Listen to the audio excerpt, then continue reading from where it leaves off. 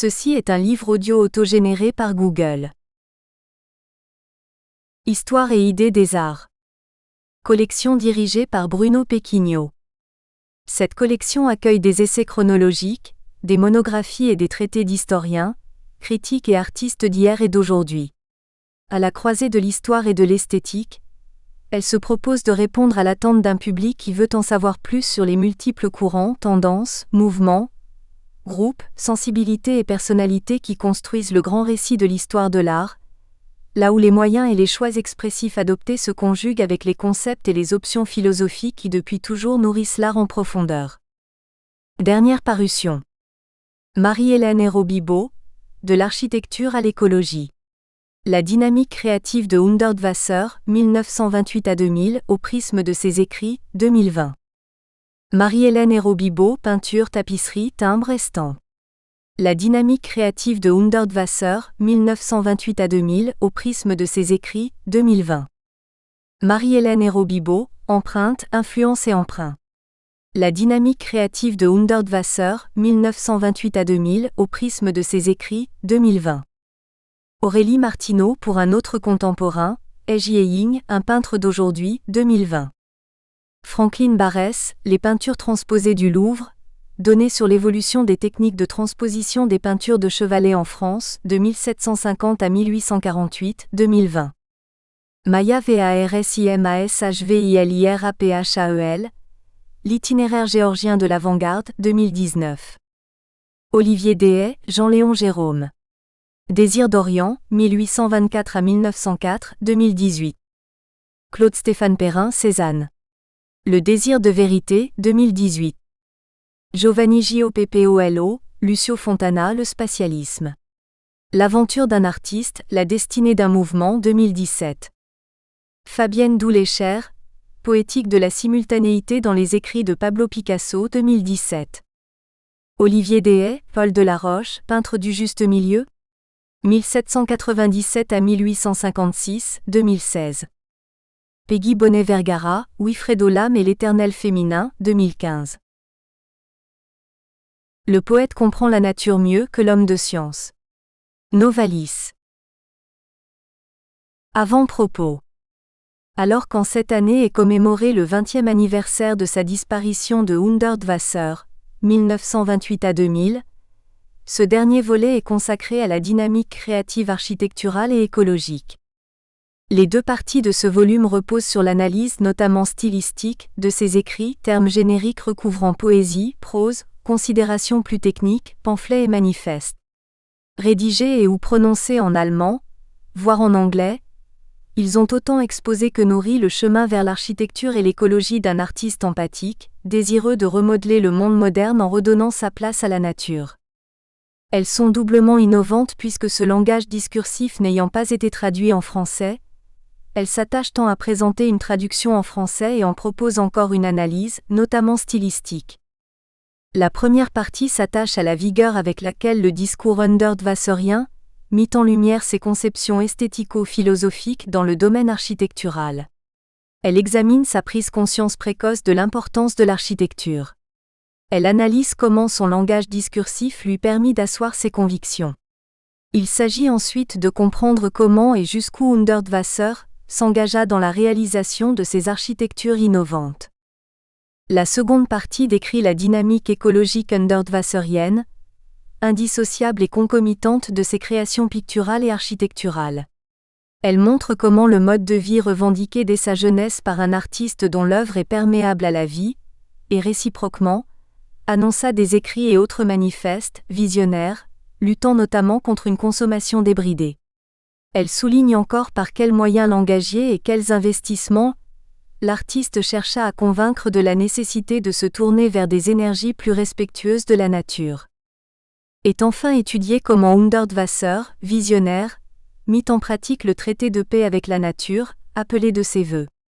En plantant notamment des arbres auxquels il voit un amour sans bornes, au point de souhaiter que leur racine soit sa dernière demeure. Arrière partie, les écrits, manifestes et entretiens télévisuels et radiophoniques architecturaux. 1. Le regard de Hundertwasser sur l'architecture des reconstructions.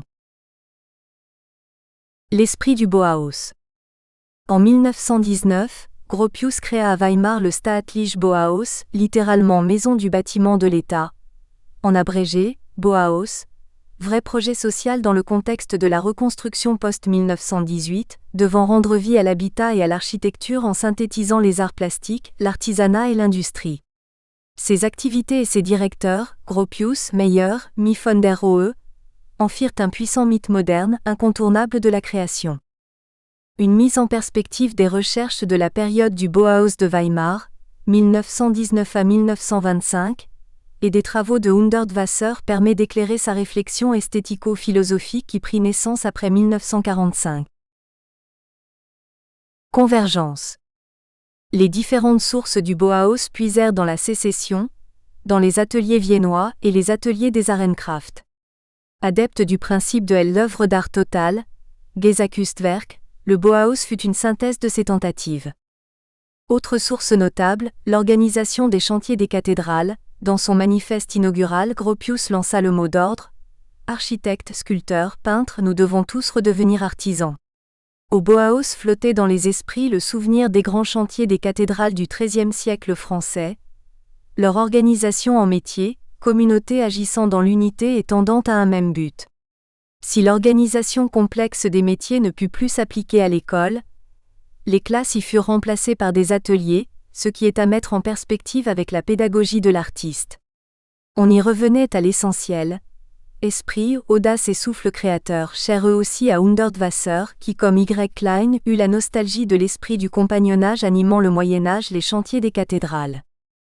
Le Bauhaus puisa aussi aux sources des arts de la Chine et du Japon. Quant au courant de pensée taoïste, ils auraient imprégné les réflexions de certains artistes, parmi lesquels Eaton et Kandinsky. Le mot d'ordre du mouvement fut le retour aux bases, couleurs primaires, formes simples. Klee y enseigna et put ainsi exposer sa conception de l'art, préciser ses idées et à la suite, les mettre en pratique. Enfin, les recherches du Bauhaus convergèrent également vers le folklore et l'art populaire, ainsi que les arts premiers. Et puis, avant de recevoir l'enseignement du Bauhaus qui durait entre 3 et 4 ans, tous les étudiants sans exception devaient abandonner leurs habitudes, ou encore se libérer de tout vernis scolaire. L'objectif du cours préliminaire mettait l'accent sur la perception et l'expression de l'individualité de chacun, en exposant notamment l'importance du regard dans la création artistique. Apparaissent deux convergences de méthodes. D'une part, dans ses directives pour la masterclass Hundertwasser, Richtlinien für die Meisterschule Hundertwasser, l'artiste inscrivit son précepte, on y essaie de désapprendre ce qu'on a appris. D'autre part, les théories hundertwasseriennes insistèrent sur l'importance du regard, illustrées notamment par sous-ensemble de 197, KONTRAKTFORM MIT 78 DEUTUNGEN, Moulin à café. Les formations dans l'école du Bauhaus étaient à la fois pratiques et formelles, dont la peinture murale, la typographie, le tissage et la photographie qui font tout écho au travail de Hundertwasser. Et puis, même si l'heure n'était pas encore à parler de performance, les nombreuses fêtes de tout type organisées à diverses occasions pourraient d'une certaine manière se rapprocher des actions hundertwasseriennes telles la ligne de Hambourg et ou le discours à nu, voire infra. En matière d'alimentation, Klee aimait concocter des soupes, tandis que d'autres, sous l'influence de Eaton, menaient notamment de longs jeûnes. Si à notre connaissance, Hundertwasser ne jeûnait pas, il avait néanmoins le désir de consommer une nourriture très frugale, voire infra. Par ailleurs, le Bauhaus agrémenta la nécessité de propager l'art pour tous d'un certain parfum d'ésotérisme, Kandinsky et d'autres étant marqués par le philosophe Ersteiner à qui ils durent ce désir de mettre du spirituel dans l'art. L'Académie, creusée d'influences multiples, doit aussi une part d'alchimie à l'architecte Beethoven. Et Kandinsky pensait que le moment était venu d'un développement plus complet de l'artiste, l'harmonie des formes et des couleurs, l'art abstrait du futur devant reposer sur le principe de la nécessité intérieure, qui seul permet le contact efficace de l'objet avec l'âme humaine. Il fallait donc cultiver sa sensibilité par des exercices de méditation, permettant cette métamorphose des expériences psychophysiques en expériences spirituelles. En 1922, appelé au Bauhaus, Kandinsky continua à se documenter sur l'astrologie, la quatrième dimension, le magnétisme pendulaire, la suggestion et l'autosuggestion et l'alchimie. Ce qui est à rapprocher des pratiques du goût de Hundertwasser pour les expériences intérieures et l'astrologie. Puisque le Bauhaus avait célébré l'idée d'un renouveau à la fois spirituel et social, grâce au travail collectif de l'artiste et de l'artisan, dans un contexte d'après-guerre imprégné d'un besoin important de changement et d'harmonie, Hundertwasser aurait pu être pour partie l'héritier de ses recherches et de ses pratiques. Divergence et inexorable exécration. Mais en fait il n'en fut rien. Si la réflexion du Bauhaus présente des similitudes, sa méthode fut bien différente. C'est dans les objets du quotidien que surgirent les ruptures. Dans son texte, Idées et construction du Bauhaus d'État Weimar, Gropius évoqua bien le concept d'une architecture claire et organique, ce qui fait écho à la réflexion architecturale de Hundertwasser, voire infra. Cependant, sa philosophie reposa sur la révolution du machinisme du XIXe siècle et de la construction accélérée. Il considéra en effet que nier la machine équivalait à se condamner, et qu'il valait donc mieux en être le maître et donner à ses produits un contenu de réalité, c'est-à-dire éliminer chaque désavantage de la machine sans sacrifier aucun de ses avantages. En conséquence, l'enseignement dispensé préparait au travail de la standardisation et à la production en série. Gropius fit concevoir par des artistes des objets fonctionnels destinés à la vie quotidienne, les fit créer à la main, puis ensuite manufacturer. Pour les mêmes raisons, Gropius opta pour un équilibre architectural asymétrique et rythmique. Il favorisa les nouveaux matériaux de construction et vanta la nouvelle statique des lignes horizontales, jouant avec les verticales. On pensera au nouveau siège du Bauhaus, Dessau 1926, cubique, dénué de toute ornementation, éclairé par de larges baies vitrées striées de modénatures d'acier noir. Ce rationalisme, ces pans à angle droit du Bauhaus furent une réaction aux horreurs de la Première Guerre mondiale. La clarté des baies vitrées était un antidote à la boue des tranchées. En effet, Gropius était resté lui-même enseveli 3 jours sous les décombres d'un immeuble. Il en alla de même pour Hundertwasser, mais à contrario, les mois qu'il avait passés dans la cave pour survivre au bombardement de Vienne et à l'entrée de l'armée rouge eurent une influence considérable sur sa manière d'envisager le monde. Il préféra les architectures protectrices, sous terre avec de la terre au-dessus de la tête, voire infra. La reconstruction de Vienne mit en œuvre que les conceptions du Bauhaus, mais Hundertwasser rejeta une vie géométrisée. Cela eut lieu très tôt. Dès 1950 et à Vienne. Que tout à coup tout était si droit, les fenêtres toutes les mêmes. J'ai fait des photos à l'époque, ça ressort bien. À l'époque, j'ai photographié par exemple les barreaux du canal. C'est sur cette certitude que reposèrent définitivement ses convictions, qu'elles se fussent exprimées par le langage pictural ou par l'écriture, parfois simultanément. Dès 1953, l'artiste formula son opposition à la ligne droite en rédigeant le texte « La ligne droite mène à l'effondrement », dit Gerhard Linie führt zum Untergang, concomitant à son épiphanie de la spirale, où il proclama notamment « Gardez-vous de la ligne droite ». Et en réalisant la même année HWG 12 sous-ensemble de 155, Dreieauhäuser, Sriayausis, 3 maisons hautes qui donnaient à voir une ville dans son étendue verticale, constituée d'éléments rectangulaires. Vues d'en haut, les villes paraissaient cubiques ou rectilignes, striées de 1000 lignes droites, ridées de perspectives rigides. Univers anguleux, forgés et contrefaits, elles s'opposaient à une nature dont elles auraient maté les formes. En 1954, dans sa lettre de Paris, Brief aus Paris, il en reprit des arguments, ainsi par exemple le danger de la collectivisation qui se sert des standards et de la ligne droite. Il poursuit, de par mon expérience, via mon activité artistique, c'est-à-dire savoir répartir normalement des points et des taches sur du papier et savoir tracer une ligne normale, je suis capable de reconnaître le danger d'une colonne en marche dans un rectangle géométrique, qu'elle soit fasciste, communiste ou américaine, ainsi que le danger des architectures modernes conçues sur la ligne droite, pour des hommes qui ne se doutant de rien vont y habiter. Il conclut, tout comme le danger des millions de cuillères identiques, production de masse standardisée en Amérique, et le danger des reproductions par millions des mêmes slogans et thèses et de l'uniformisation, en Russie. Le problème est très complexe, comme vous le savez, et pourtant c'est pour que vous compreniez à quel point par exemple art et politique interfèrent. Mes yeux sont fatigués, Meine Augen sind müde, 1957. En 1957, Hundertwasser rédigea Mes yeux sont fatigués, destiné au catalogue de son exposition du 17 octobre au 24 novembre 1957 à la Galerie Saint-Stéphane. L'objectif de ce nouvel écrit fondamental était de lui permettre de présenter son travail aux Viennois et trouver une reconnaissance. Il fut publié dans Schöne Wege. L'artiste presque trentenaire choisissant soigneusement ses titres, le concept du regard faisait bien écho au cadre d'une galerie de peinture. Mais il avait un dessin particulier. Dans l'introduction, il ne reprit qu'une fois le terme fatigué. Les jeux, sont repris 8 fois dans le premier paragraphe, où il se plaignit de ses difficultés à donner une impulsion aux autres artistes. Il faisait probablement allusion à ses divergences avec les autres jeunes créateurs rencontrés à l'Art Club, encore influencés par le surréalisme. Le pessimisme, inhabituel chez lui, modela cette réflexion personnelle. Je suis si complètement obsédé par la paresse générale anormale, que je ne peux plus vraiment décider ce qu'il vaut mieux que je fasse ou que je laisse.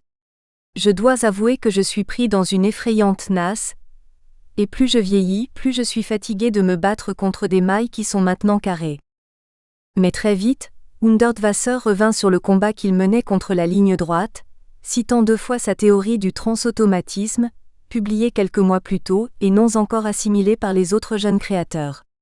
D'ailleurs, les arguments avancés dans Mes yeux sont fatigués en sont pour une part le condensé qui peu à peu s'appliqua à l'architecture. En effet, l'artiste martela essentiellement son regret d'une révolution manquée, une révolution architecturale dont il était convaincu du bien fondé. Évoquant sa célébrité, Hundertwasser dit s'y montrer plus indifférent qu'à l'architecture de la reconstruction à Vienne. L'artiste ne commenta pas le contexte géohistorique dans le sens attendu. Ce qui le désespérait, ce n'était ni les destructions de sa ville natale ni celles de son quartier où habitait encore sa mère vénérée. Au contraire, il était abattu par la reconstruction. Pour le signifier et faire réagir son public, il usa d'un oxymore provocateur. Il y a encore 2 ans, il y avait un joli petit cratère de bombe dans la Oberdonaustrasse. Il y avait de l'eau dedans et j'en faisais le tour. Voilà que je reviens et que je ne le trouve plus. L'artiste construisit la suite de son écrit sur un nouvel oxymore du champ lexical guerrier. La guerre nous a offert la terre dans la ville. Et tel un prophète, il se positionne en tant que défenseur de la nature.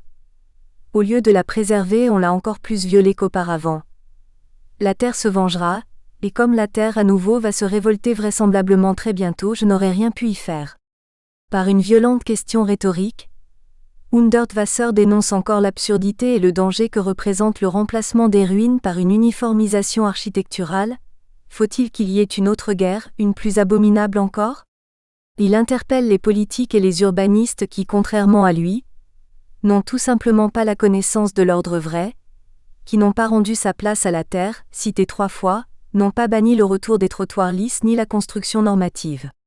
Afin d'asseoir sa démonstration, l'artiste met en perspective la disparité entre 2 situations de fin de guerre.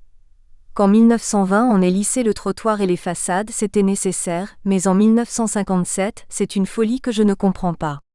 Le lexique de la folie est repris 4 fois dans le texte. Par un nouvel oxymore provocateur, il associe la révolution architecturale nécessaire à ses théories sur le transautomatisme. Les bombes, parfaite leçon de formes automatiques. L'artiste cite encore l'analphabétisme, issu lui aussi de sa réflexion théorique. Il introduit par ailleurs le concept de moisissure, qualifié de créative. Après la géométrie, arrivera l'explosion rapide, puis la lente explosion, puis l'érosion, puis la moisissure. Si d'abord nous avons compris la moisissure, alors le chemin sera de nouveau libre pour une conception nouvelle. Il annonçait ici le concept qu'il développa dans 2 écrits, Pourquoi le transautomatisme est nécessaire, rédigé en français la même année, et 1 an plus tard, Manifeste de la moisissure contre le rationalisme en architecture, Verschimmelungs Manifest gegen den Rationalismus in der Architektur, 1958-1959-1964, voire infra. Dénonçant à nouveau la régularité inhumaine de la ville moderne, cette machine à habiter, où c'est la vie qui doit s'adapter au rythme de la machine, il signifie sa haine des bâtiments anguleux qui surgissent alors partout, mais on construit des cubes. La répétition et le point d'exclamation marquent bien son rejet de ces constructions inspirées des travaux du Bauhaus et de l'os, voire infra. La création individuelle est son credo puisque plus tard il déclarera encore « Je fais un pied de nez au travail à la chaîne en produisant à quelques détails près des pièces unies. À la laideur de la pensée de masse, j'oppose la beauté de la différence. » Dans la suite de son argumentation, il appuie sur un champ lexical provocateur, destiné à faire réagir ses lecteurs qui avaient gardé le souvenir des violences de la guerre ou étaient traumatisés par les guerres de décolonisation, menées notamment par la France où ils vivaient. Il vaut mieux flinguer les gens ou les tuer dans le ventre de leur mère que de les installer dans des appartements en série et de les faire manger dans des assiettes dont il existe déjà des milliers de moulages, car les formes les plus belles sont les plus dangereuses. Horrible.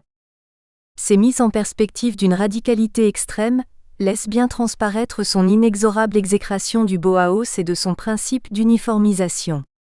Hundertwasser cherchait à favoriser la compréhension des connexions et l'impérieuse nécessité de rejeter la combinaison de la réalité avec l'utilité. Le résultat ?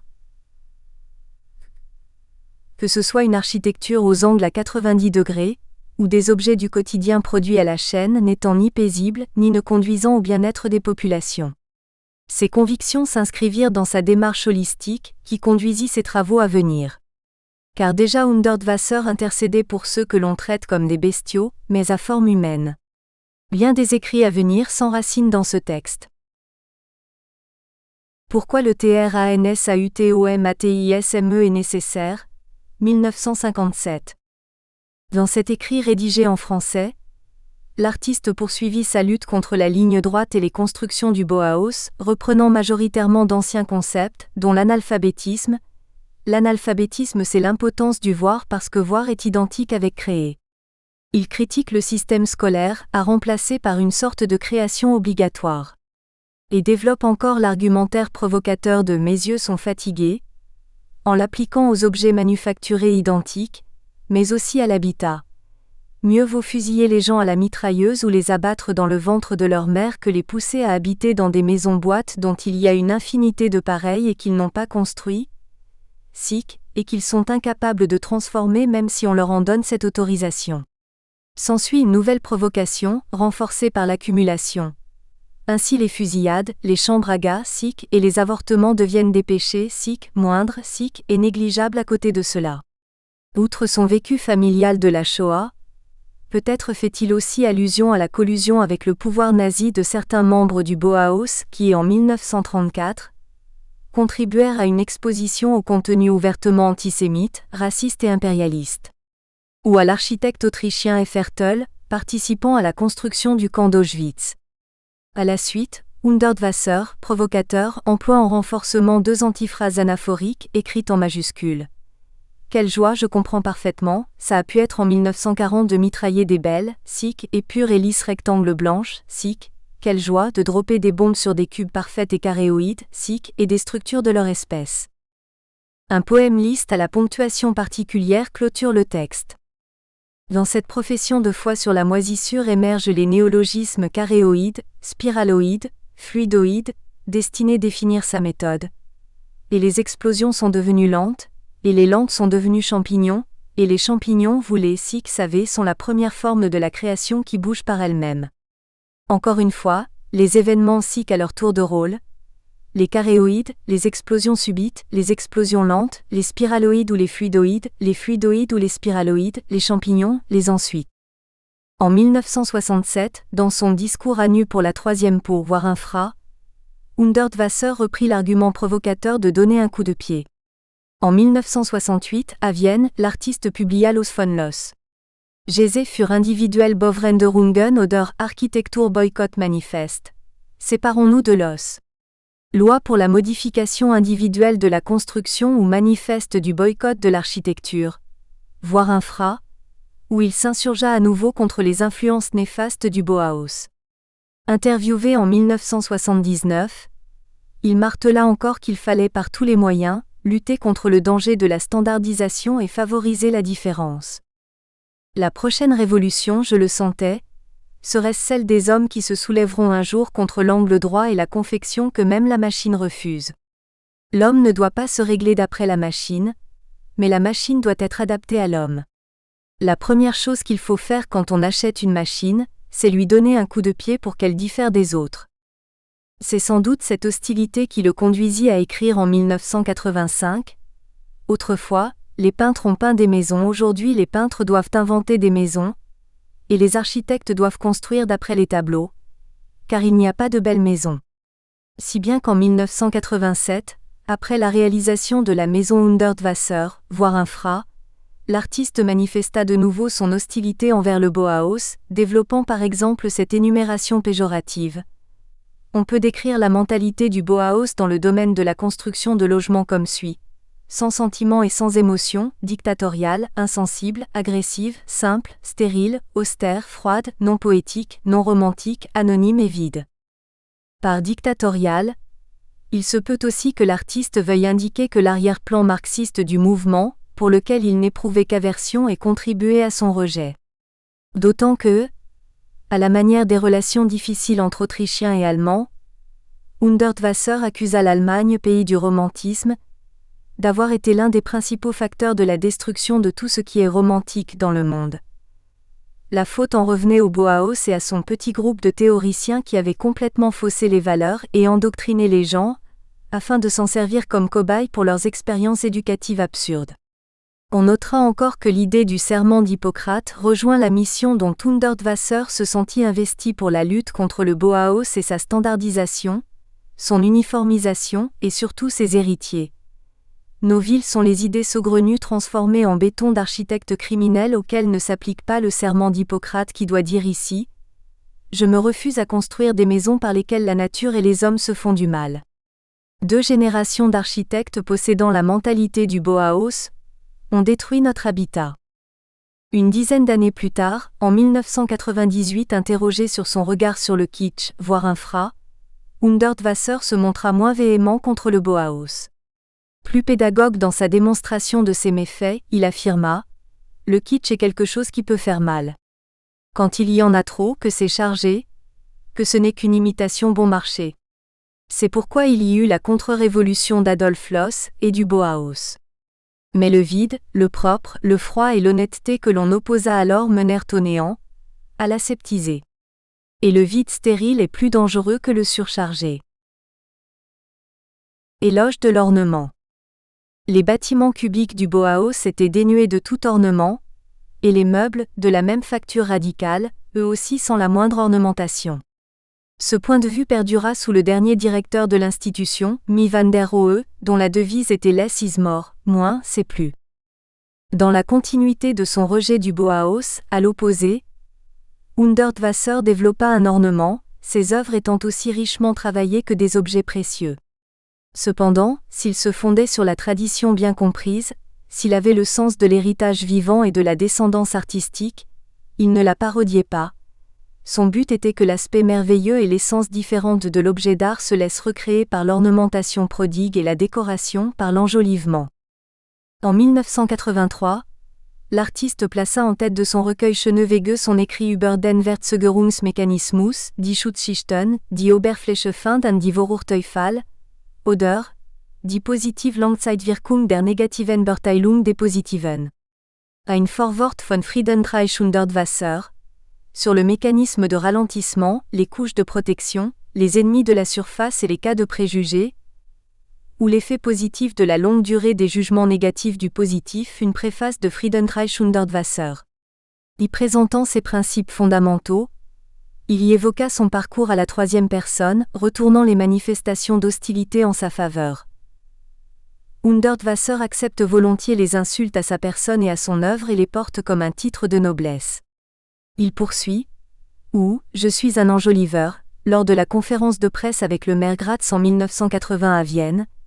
Il faut entendre par là une insulte, variante des principes pseudo-esthétiques d'Adolf Loos dans Ornement et Crime de 1908, venue de la troisième génération d'architectes à la mentalité Bauhaus. La revue française Urbanisme présenta son discours tenu le 30 septembre 1980 à Vienne lors de la présentation de la maison Hundertwasser, voire Infra.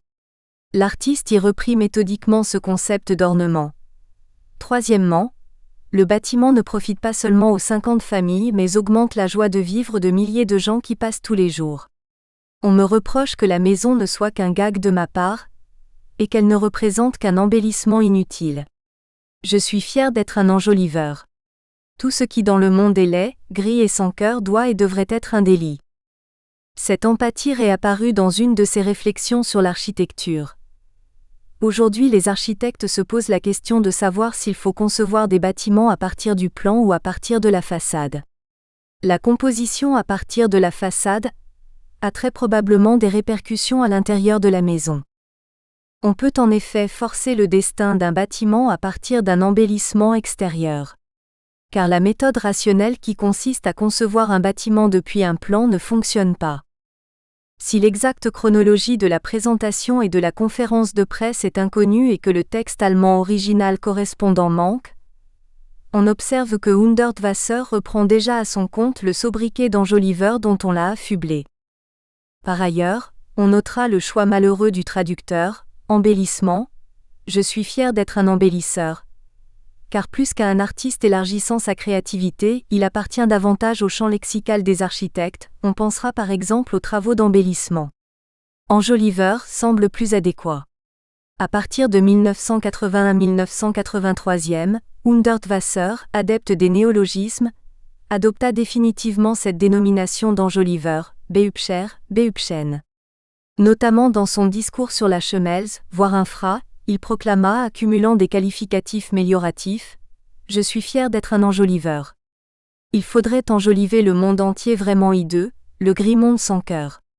C'est un esprit humain, amical et joyeux qui doit entrer dans les appartements et les maisons. Une nouvelle fois interviewé, à l'occasion de son 70e anniversaire, et confronté à l'affirmation selon laquelle son architecture d'enjoliveur est mensongère, l'artiste argumenta à nouveau sur le travail d'architecte, attaquant une nouvelle fois, sans toutefois les nommer Loss et ses constructions, probablement la Luschhaus sur la Michaelplatz. Lorsque je lui compare les bâtiments modernes, il n'y a rien de plus mensonger. Devant la structure de béton d'un immeuble, on accroche du marbre à une distance de 5 cm. Les rats courent derrière. Ou ils font de pseudo-arcades avec des fenêtres gigantesques qui pendent dans l'air, si ce n'est pas mensonger. Désormais, Hundertwasser tourna vers l'invention de paysages qui montreraient le monde tel qu'il devrait être, plus beau, plus heureux, plus utopique. Et concevoir bientôt des maisons qui ressemblaient à ses peintures, en était la croissance magique, une manière de développer des niches pour ces oiseaux égarés que sont les pauvres humains délogés de leur quotidien. 2. Proposition de type holistique. Dans les années 1950, la crise générale dans laquelle était tombé le projet d'une modernité éclairée, orientée vers la raison, exigeait une révision complète des modes de vie et d'action des humains. En 1954, dans sa Brief aus Paris, Lettre de Paris, Hundertwasser souligna combien il se sentait concerné par cette critique civilisationnelle fondamentale et ce renouveau. Il y a déjà longtemps que mon activité artistique ne se limite pas au mot art, tout comme le mot art ne suffit plus à toute la conception actuelle et ne mène qu'à des quiproquos. Il affirma encore : l'artiste doit veiller à créer une œuvre d'art qui, en tant que produit secondaire, agisse aussi sur les gens qui se trouvent à d'autres niveaux. C'est une affaire difficile. S'il ne livra pas d'informations sur ses inspirations philosophiques, analysons maintenant dans quelle mesure le travail et les propositions de l'artiste pouvaient à cette époque se rattacher au holisme. En effet, il proposa aux hommes et à la société une métamorphose consciente et active de la vie et de l'environnement visant à préserver, voire de restaurer, une dynamique harmonieuse, naturelle et originelle. Selon l'holisme qui envisage le monde, ou certains de ses aspects, de manière globale, et considérant que l'humain n'est plus au centre, mais au milieu, la mission de l'humain n'allait plus être d'imposer un ordre au monde et à la nature, mais d'être responsable et solidairement co-responsable des écosystèmes sur lesquels il a individuellement ou collectivement un impact. Ainsi, dès l'époque de l'Art Club, Hundertwasser ayant diagnostiqué une aliénation de l'homme par rapport à ses besoins élémentaires, il se demanda notamment si quelqu'un ne pouvait pas faire pousser assez de blé sur 1 mètre carré pour en vivre toute une année. Désormais, Ses pensées tournèrent constamment autour de l'idéal de la suffisance, de l'autarcie de la personne, de la parfaite indépendance de l'individu par rapport à ses concitoyens. Manifeste de la moisissure contre le rationalisme en architecture. VERSCHIMMELUNGSMANIFESTG RATIONALISMUS in der Architektur, 1958-1959-1964. En 1957, l'artiste rejoignit Yves Klein à Milan dans une exposition de l'Arte Nucleare. Les participants, dont Manzoni, signèrent le manifeste pour une peinture organique où ils proclamèrent « Nous voulons rendre la désintégration organique. Dans un monde désintégré, nous voulons découvrir et nous révéler les structures intimes, les germes qui fécondent notre existence organique. » Presque simultanément, un an après son dernier texte sur le transautomatisme, Hundertwasser élabora sa théorie de la moisissure, où il étendit ses concepts à l'architecture. L'opportunité de la faire connaître se présenta en juillet 1958, lorsque Monseigneur Mauer, directeur de la Galerie Saint-Stéphane, Galerie Next Saint-Stéphane, véritable plateforme de rencontres d'artistes, base d'historiens d'art catholique, club d'universitaires, organisa un colloque Entretien international de l'art, International Kunstgespräch, à l'honorable abbaye de Séco, Styrie. Si des peintres traitaient de l'architecture, c'est que Vienne se trouvait alors encore en pleine reconstruction. Prarensky et René, qui, contrairement à Hundertwasser, avaient fait les études d'architecture correspondantes, lurent le 3 juillet un manifeste rédigé en commun, Architecture avec les mains. Face à la situation architecturale, les peintres estimèrent que depuis les manifestes futuristes, il n'y avait plus eu en Europe une formulation si radicale et si impitoyable. Le 4 juillet, Hundertwasser prit à son tour la parole sur l'architecture. Le fait que l'immeuble à ornement où l'artiste vivait avec sa mère durant la guerre, dans la Ober-Donaustrasse, avait détruit et remplacé par un des immeubles municipaux, Gemeindebauten, viennois cubique fut peut-être le ressort. Il observa d'ailleurs: on connaît la fureur de destruction irresponsable des architectes de la construction fonctionnelle.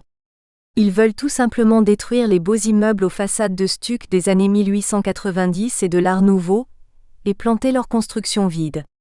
L'artiste lut donc son manifeste de la moisissure contre le rationalisme en architecture.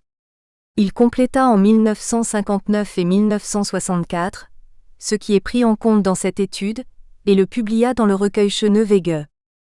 Ce manifeste fut aussi pour Hundertwasser une occasion de rappeler son antitotalitarisme, puisqu'il énonce considérer que l'architecture chez nous est soumise à la même censure que la peinture en Union soviétique. Le manifeste est un genre littéraire difficile à saisir, sa fonction étant d'attirer l'attention du public, de l'alerter. Généralement, le titre et la forme sont secondaires. Mais chez Hundertwasser, il en alla autrement. Le titre attisa la curiosité sur sa démonstration, ou le concept de la moisissure. Nous espérons que vous avez apprécié cet aperçu. Pour continuer à écouter ce livre audio sur Google Play Livres, utilisez le lien dans la description de la vidéo.